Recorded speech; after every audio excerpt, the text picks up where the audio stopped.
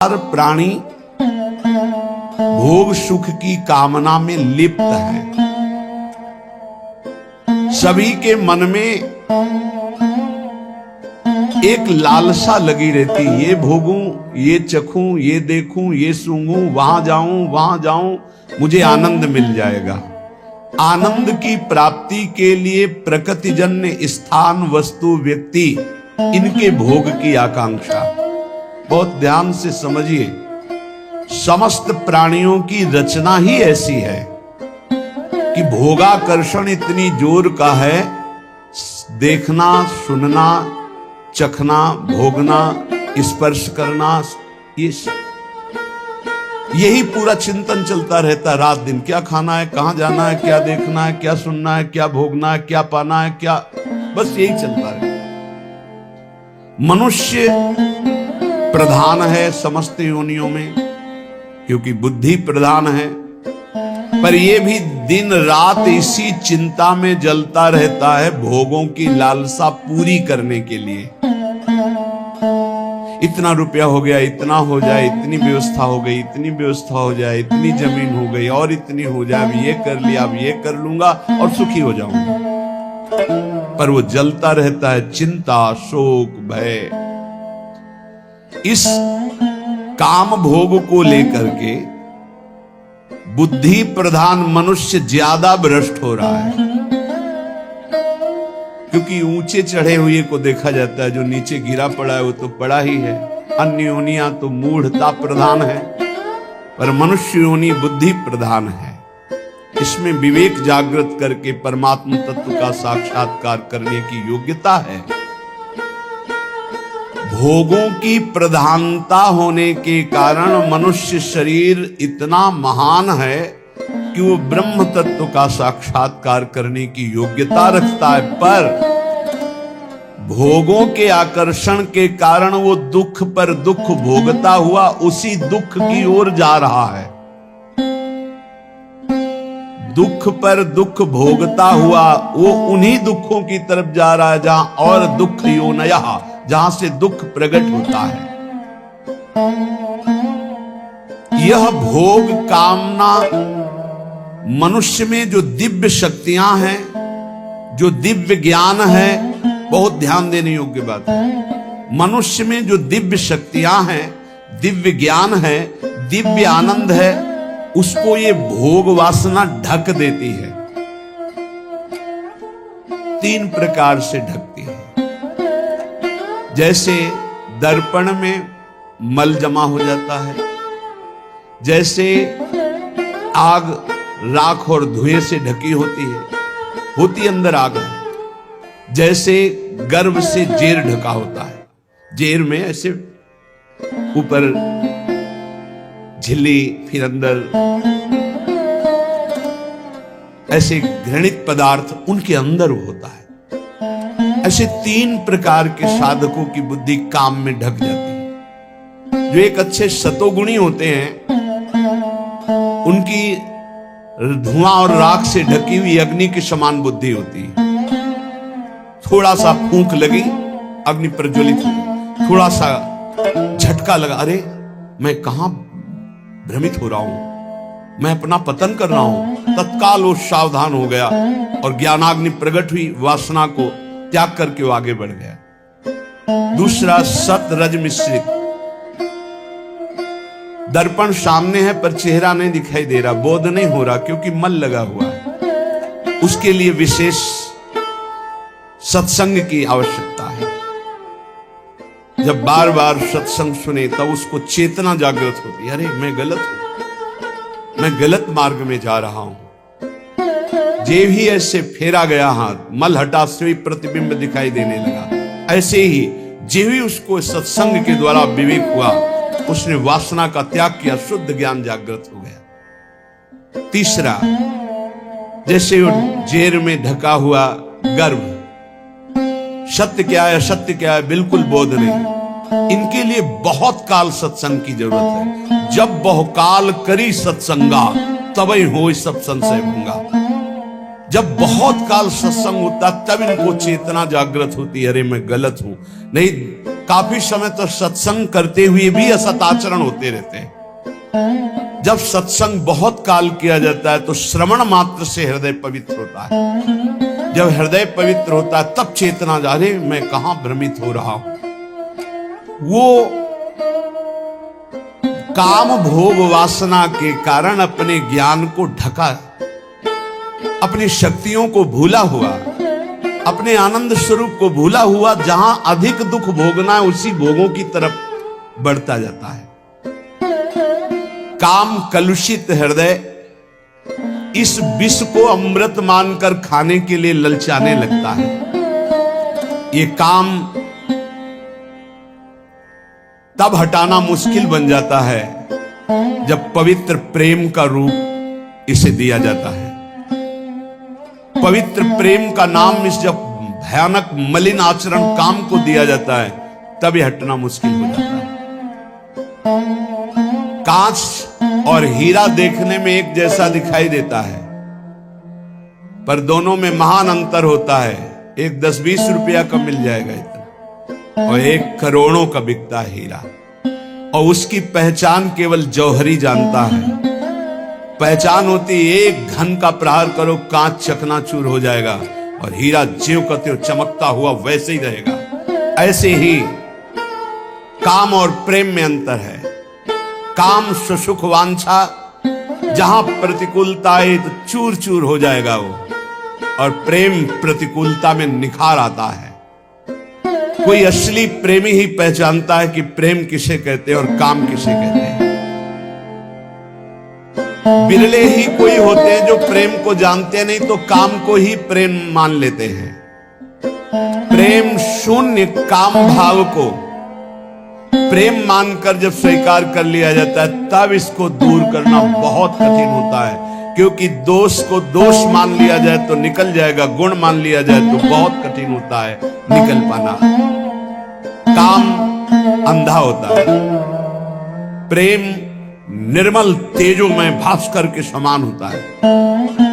जैसे अंधा मनुष्य कम से कम अपने को तो जानता है, लेकिन कामांध पुरुष तो अपने को भी नहीं जानता कि मैं क्या करने जा रहा हूं, क्या कर रहा हूं, क्यों कर रहा हूं, इसका परिणाम क्या होगा, कोई से नहीं जान पाता। कुआ मदांधो, अंधों में अंधा बड़ा कौन है? बोले मदना तुरोवा, जिसे काम व्याप्त कर लिया, अधीन कर लिया, सबसे बड़ा अंधा है, उसको कुछ नहीं दिखाई देता। कामांध मनुष्य अपने हित को भी नहीं जानता, इसलिए अंधों में बड़ा अंधा कामांध है। काम उदय होने पर विद्वान की विद्वता, त्यागी का त्याग, तपस्वी की तपस्या, साधु की साधुता, बैरागी का वैराग्य क्षण मात्र में नष्ट हो जाता है, क्षण मात्र में नष्ट हो जाता है।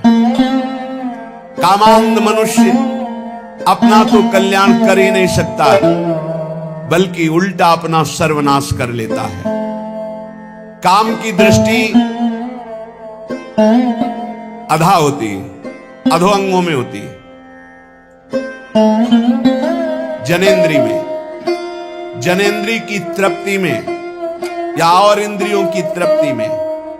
प्रेम का लक्ष्य ऊर्ध्वतम होता है, दिव्य होता है, चैतन्य घन होता है, और वो सिर्फ श्री कृष्ण से होता है, हरि से होता है, प्रभु से होता है। काम आत्मबंधन, प्रेम जीवन मुक्तता। प्रेम से दिव्य भगवदानंद का दुर्लभ आस्वादन मिलता है। काम प्रतिपल हृदय को जलाता रहता है, शरीर की शक्ति को क्षीण करता रहता है। किसी भी काम में मन न लगना, कोई भी कार्य सुचारू पूर्वक न होना, ये बहुत दुर्गति कर देता है।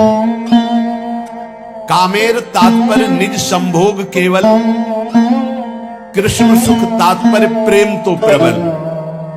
लोक धर्म, वेद धर्म, देह धर्म, कर्म, लज्जा धैर्य देह सुख, आत्म सुख मर्म, सर्व त्याग करिए करे कृष्णेर भजन, कृष्ण सुख हेतु करे प्रेमेर सेवन। अतएव कामे प्रेमे बहुत अंतर, कामंदतम प्रेम निर्मल भास्कर।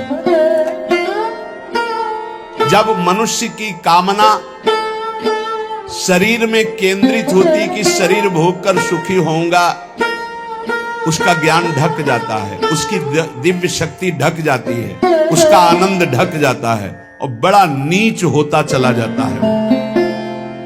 और जब सत्संग के द्वारा हमारी चित्त वृत्ति केंद्रित होती परमात्मा में, प्रभु में, श्री कृष्ण में, श्री हरि में, प्रियाजू में, तब वो दिव्य प्रेम बनता है।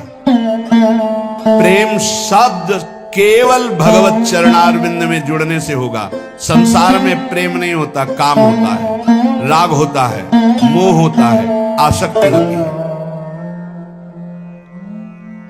जिस उपासक को निजेंद्रिय तृप्ति की इच्छा जागृत रहती है, ये खा लूं, ये भोग लूं, ये देख लूं, ये सुन लूं, वहां चला जाए, वहां का खाया जाए, ऐसा किया जाए, वो भोग सुख कामना जितनी बढ़ती चली जाएगी उतने वो राक्षस होता चला जाएगा, पशुता आती चली जाएगी, आसुरी भाव बढ़ता चला जाएगा, उसमें वो जान नहीं पाएगा आसुरी भाव, उतना ही वो निकृष्ट होता चला जाएगा। और जितना भोग सुख कामना का त्याग होता जाएगा उतने शांति आती जाएगी। त्यागात शांति निरंतरम। और शांति में चिंतन जो होता है, फिर सही दिशा हम निर्णय कर पाते हैं जब हृदय शांत होता है। शांत कब होता है? त्यागात शांति निरंतरम। जब भोगों के सुखों का त्याग, तो तत्काल शांति हृदय में, और उस शांति से वो फिर भाव दशा की तरफ बढ़ता है। वो उतना ही महान होता जाता है जो जितना काम सुख का त्याग करता जाता है। जो शरीर भोग सुख को सर्वथा भूल करके एकमात्र परमात्म चिंतन में रमा रहता है, उसे ही महापुरुष कहते हैं। महापुरुष कौन है? जो मदन सुख, जो मोहाशक्ति और जो मद, तीनों पर विजय प्राप्त किए हुए, तीन मकार पर जो विजय प्राप्त किए हुए महापुरुष, जो काम विजयी है, जो अहंकार विजयी है, और जिसकी कहीं भी मोह ममता नहीं है, एकमात्र प्रभु श्री हरि में, वही महापुरुष है। जो निरंतर भगवदाकार वृत्ति में डूबा हुआ है, शरीर सुख छोड़कर, वही महापुरुष है। जिनका आत्मसुख सदा सर्वदा प्रभु के सुख में परिणित हो जाता है, उन महापुरुषों द्वारा जगत का कल्याण अपने आप प्रारंभ हो जाता है। वो जगत बंदनी, उनकी तुलना में कोई भी तपस्वी या कोई भी नहीं हो सकता। जो निरंतर भगवान के चिंतन में डूबे हैं, शरीर सुख के त्यागी हैं, उन महापुरुषों के द्वारा जगत मंगल स्वयं होता है। उनको संकल्प नहीं करना पड़ता, उनकी बराबरी कोई नहीं कर सकता। जो प्रेमी जन होते हैं, वो इष्ट सुख प्राणा होते हैं। अपने इष्ट के सुख में निमग्न रहने वाले, अपने इष्ट को प्राण समर्पित करने वाले, जैसे भगवान श्री कृष्णचंद्र जो गीता में कहते हैं, मदगत प्राणा, मच्चित्ता मदगत प्राणा बोधयंता परस्परम। जो मेरे में सदैव चित्त लगाए हुए हैं और मेरे को प्राण समर्पित कर दिए हैं। अब जीने मरने की परवाह नहीं, अब भूख प्यास की परवाह नहीं, अब दुख सुख की परवाह नहीं, क्योंकि मेरे प्राण प्राणनाथ को समर्पित है। उनका सहज सुख हो जाता है भगवदानंद। जैसे अभी सहज सुख है विषयानंद, हमारी वृत्तियां सहज में विषयानंद में जाती है, ऐसे उन महापुरुषों का सहज चिंतन, सहज आनंद भगवदानंद होता है। वेद धर्म, देह धर्म, लोक धर्म, लोक की लज्जा, देह सुख, आत्म सुख, परिवार सुख, आर्यपथ, धन के द्वारा प्राप्त सुख, ये सब का त्याग हो जाता है। एकमात्र केवल प्रभु, अपने आराध्य देव, प्रिया प्रीतम, श्यामा श्याम। जब तक उपासक के हृदय में लोक की परवाह है, परलोक की परवाह है, वैदिक सिद्धांतों की परवाह है, भोग मोक्ष की परवाह है, तब तक अभी प्रेम रण क्षेत्र में वो नहीं उतरा। जो प्रेम क्षेत्र में उतरता है, न लाज तीन लोकन की, न वेद को कहो करे, न शंख भूत प्रेत की, न देव जच्छते डरे, सुने न कान और की, दृश्य न और इच्छना। जो अपने इष्ट देव के लिए सर्वस्व का त्याग करके, निज सुख का विस्मरण करके केवल इष्ट सुख में तन्मय है, उन्हीं को प्रेमी कहते हैं। उन्हीं को प्रेमी कहते हैं। इस शरीर सुखों को प्रेमी नहीं कहते। निज सुख कामना को जब प्रीति रस की उपाधि दी जाती है, तब वो मलिन हो जाता है। जहां निज सुख कामना, हे प्रभु मैं आपकी आराधना करता हूं, मेरा काम में पूरा हो जाए, मेरी ये चाह पूरी हो जाए, मेरा ये मेरा ये मेरा ये, तो प्रभु तुम्हारे गए ही नहीं। प्रभु से क्यों काम करवाने की बात कर रहे हो? अपने को प्रभु का प्रेमी कहलाते हो? बोले उपाधि मात्र प्रेम। प्रेम निरुपाध ही होता है। प्रेम में मांग नहीं होती इस बात की मेरी ये बात पूरी हो जाए, क्योंकि मेरा शब्द तो गया प्रभु के पास। ये तन प्रभु का, मन प्रभु का, प्राण प्रभु का, परिवार प्रभु का, जगत प्रभु का, मेरे सिद्ध प्रभु, मेरे तो गिरधर गोपाल, दूसरों न कोई। जब आप ही मेरे हो तो आपसे क्या मांगना है? आप ही मेरे हो। तो प्रश्न बनता है, क्या ऐसे निरुपाधि प्रेमी में भगवत दर्शन की भी लालसा नहीं होती? क्या अपने इष्ट के दर्शन की चाह करना भी प्रेम में कलंक है या बाधा है? क्या उनकी सेवा सुख में निमग्न होना भी बाधा है? सेवा करते हुए सुखी होना, उनके दर्शन की चाह रखना, उनसे मिलन की आकांक्षा रखना, क्या ये भी प्रेम में बाधा है? बोले नहीं। तो इसमें फिर आ जाता है ना अपना सुख, कि प्रभु को देखकर मुझे सुख होता है, प्रभु की सेवा करके मुझे सुख होता है, तो हम तो सुख ले रहे हैं ना, तो तत्सुख कहां हुआ? बोले नहीं। बड़ा सूक्ष्म वर्णन किया है। जब उपासक उपासना में तन्मय होता है, तो उपास्य देव के मिलन की प्रबल आकांक्षा जगती है। ये उपासना का रंग है, और इसे कामना नहीं कहते। इसे कामना नहीं, प्रभु के मिलन की चाह बंदनीय है, और जगत की वस्तु व्यक्ति स्था की चाह ये निंदनीय है, ये त्याज्य है, ये बंदनीय है। तो इसमें स्वसुख तो होता ही है, प्रभु को देखकर भक्त को सुख होता है, फिर हां होता है, पर उससे कई गुना बढ़कर प्रभु को सुख होता है। प्रभु को सुखी देखकर वो उपासक और सुख हुई होता है। या सुख की होड़ लगी रहती है, तत्सुख की होड़ लगी रहती है। एक हृदय में महान उल्लास, मेरे प्रभु कब मिलेंगे, कब मिलेंगे, इसे विरह कहते हैं। ये प्रेम का स्वरूप है। ये चाह अचाह स्थिति से भी ऊपर की है, अचाह स्थिति से ऊपर की स्थिति है। कब मिलोगे प्यारे, कब मिलोगे? मिले हुए भी बार बार मिलन में एक नवीन मिलन, एक नवीन मिलन की चाह। जब उपासक उपास्य देव को देखता है, तो उपास्य देव को देखने में जो उसे सुख होता है, उस सुख को देखकर उपास्य देव के हृदय जो आनंद समुद्र है, उनमें उफान आता है। उनको सुखी देख करके उपासक का और सुख बढ़ता है। ये सुख बढ़ता ही रहता है निरंतर। उनका रूप लावण्य, इनकी प्यास जैसे जैसे बढ़ती, वैसे वैसे रूप लावण्य बढ़ता है। ये कामना नहीं है, ये निष्कामता का फल है प्रेम। ये समुज्वल सुमधुर आनंद ज्योति प्रसरित उपासक जब अपने आराध्य देव को देखकर आनंदित होता है तो ये देखकर आराध्य देव और आनंदित होते, आराध्य देव को आनंदित देखकर उपासक और आनंदित होता है। आनंद की वृद्धि अनंत काल तक चलती रहती है। प्रभु सुखत्वे प्रेमी सुखत्वम तत्सुखत्वेन पुनः प्रभु सुखत्वम, ये होड़ चलती है।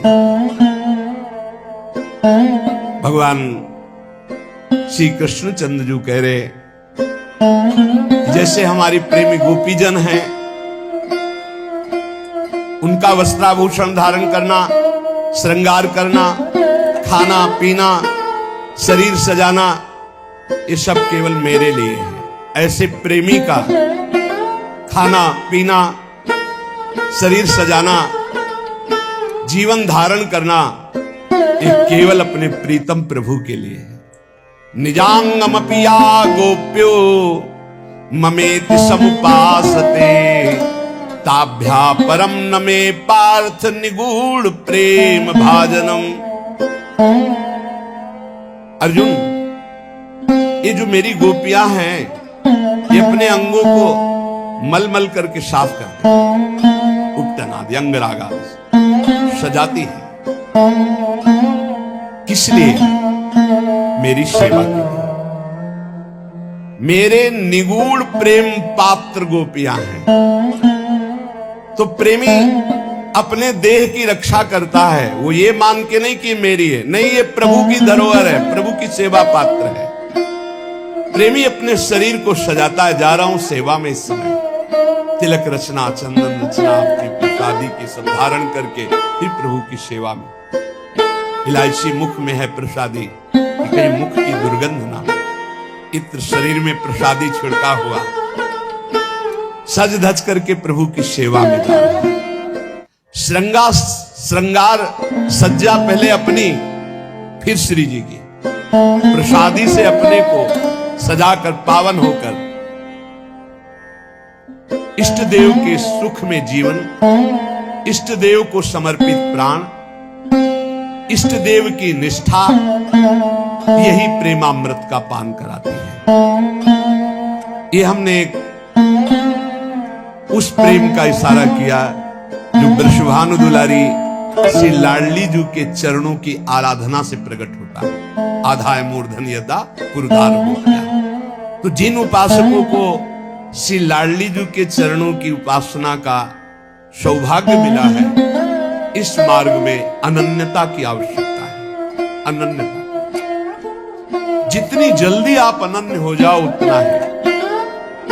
कई उपासकों से हम प्रार्थना करते हैं कि शाम के जैसे अनुपस्थित रहते हैं, शरीर अव्यवस्था, और सुबह हमारा इस तरह से समय श्री जी की सेवा में जाता है, तो एकांत का समय शाम से रात्रि तक हमें मिल जाता है कि हम अपनी एकांतिक वृत्ति से, तो उस समय ऐसा ना समझो कि हम उपस्थित नहीं, तो यहाँ आने की जरूरत है। यहाँ आके जब बैठते हो आप, प्यारे जू के पद होते हैं, प्यारी जू की सेवा दर्शन करते हो, तो आप अपने कमरे में बैठकर उच्च कोटि की वैसी भावना नहीं कर सकते जैसा आपको यहाँ बैठने मात्र से फल मिलेगा।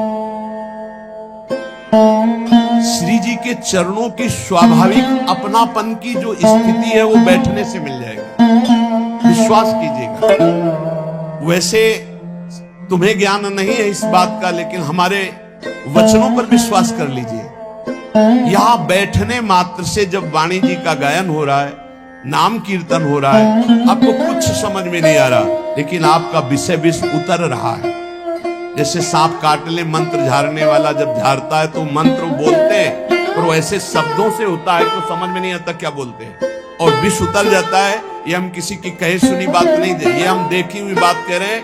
कोबरा सांप ने काटा था और सुबह से झाड़ना शुरू किया, 4 बजे तक पूरा स्वस्थ कर दिया, बिना किसी औषधि खवाए, बिना किसी अस्पताल गए। पर वो ऐसे मंत्र सिद्ध थे, ऐसे मंत्र सिद्ध थे, आप धोखे में ना पड़े। अब अस्पतालों में जाना चाहिए। एक बूंद पानी सुबह से नहीं पिया था वहां, जब उनको पानी पिलाने की बात हुई, जलपान आदि कुछ, तो उनका इस गांव का पानी नहीं पीऊंगा, ये हमारे मंत्र की सिद्धि है। अगर हम लोगों ने पानी पी लिया तो काम नहीं करेगा मन। और देखा था 4-6 घंटे के अंतर्गत कोबरा सांप से पूरा शरीर नीला होने जा रहा था, नीम की पत्तियों से झाड़ झाड़ करके। ये हम किसी कही सुनी बात नहीं कह रहे और ये देखी हुई बात कह रहे हैं, बिल्कुल हम प्रमाणित बात कर रहे हैं। पर वो मंत्र नहीं समझ में आ रहे थे क्या, पर विष उतर रहा था ना। ऐसे ही आप यहाँ बैठे हो, पता नहीं चल रहा क्या गा रहे हैं, पर वो आपका विष उतर रहा है मायाकृत, और आप निर्मल हो जाएंगे पक्का। हरिवंश महाप्रभु कहते हैं, जय श्री हरिवंश यथामति वर्णत कृष्ण रसामृत सार, श्रवण सुनत प्रापक रति राधा पद अम्बुज सुकुमार।